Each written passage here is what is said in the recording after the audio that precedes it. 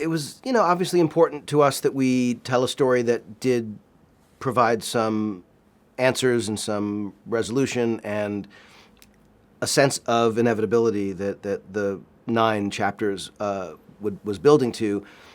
And at the same time, we knew the responsibility of that, and that any choice that we made was going to be, within the fan base, somewhat controversial, because there is no choice you make that doesn't offend someone and please someone else. It's just sort of the nature of it. But we tried to go with our gut and look at the story from the inside out and tell a story the best we could.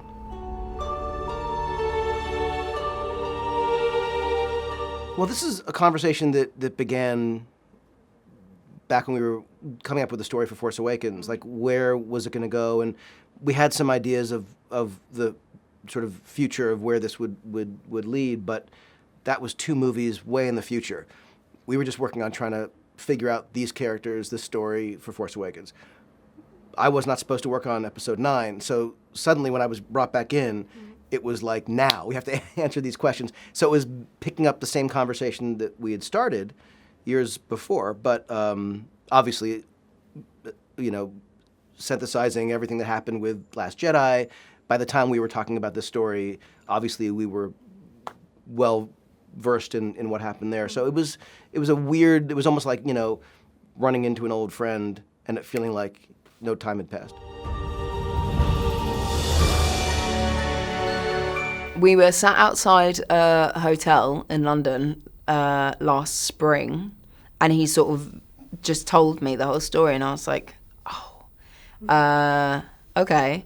And it took me a sort of minute to process, and my worry, which I guess is some of the audience was feeling when the first trailer came out, was how was it going to all work with the reintroduction of characters and whatever it was. And then as time went on, I was like, this is awesome. And then with the, with the premiere in LA especially, a lot of those sort of reveal moments are really exciting and people feel good. And I also think people feel validated because, that's been a question on a lot of people's lips. And so it's not that anyone's ever been lied to, there's just been obviously more to the story. So I think people feel good with that.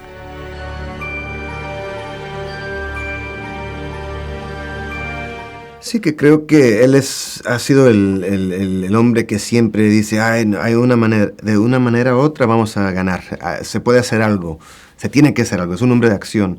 Y ahorita está empezando a tener unas dudas, no sabe si de verdad van a poder ganar porque parece que están solos, que no hay ayuda, que la gente ya no le importa.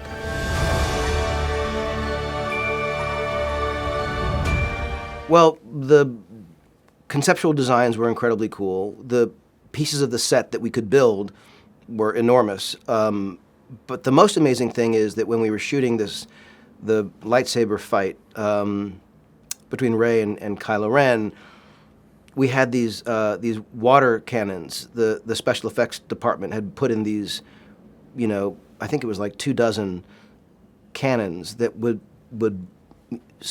shoot water 50 feet into the air. I mean, it was massive. So we were outside for, it was a 6-day shoot, outdoors, freezing cold. And the actors, were both soaking wet, every day. And Daisy had bare arms and legs, She didn't complain once. I mean, she was freezing. And so everything you see, them outside, water everywhere, that was what we were shooting. And obviously, we did a lot of visual effects stuff for the surrounding, waves. But that was a big set with, real water, with real freezing temperatures, with real sky. And, I still am amazed how well those actors did in that fight. Well, we did this whole, because I'm on the skimmer, so I'm supposed to start soaking wet. So very kindly, my costumier, whenever she was spraying me down, would make the water warm. But it's not comfortable filming things when you're damp. Not at all. And then you'd start off a bit warm and then get chilly very quickly. But it sort of also helped add to the whole atmosphere of it, because it was supposed to be a bit spooky place. So I guess I was shivering for real.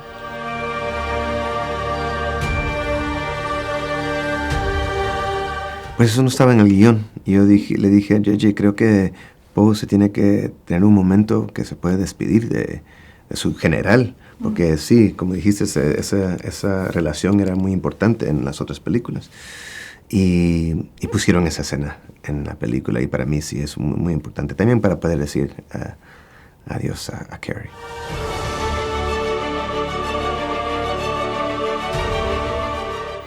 I would describe them like they're sort of like two sides of a coin. They're both representative.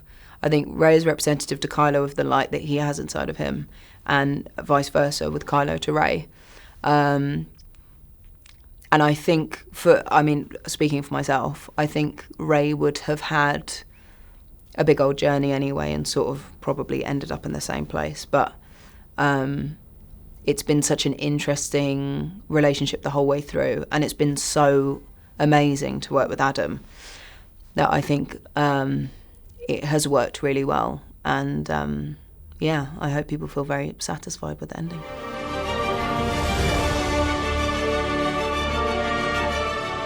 Sí, pues sí, hay un toque ahí, sí, ese dinámica que tenían en la original, la trilogía original. Sí, pero sí es su personaje distinto, es un hombre militar, pero sí tiene esas cosas, ese sabor de Solo.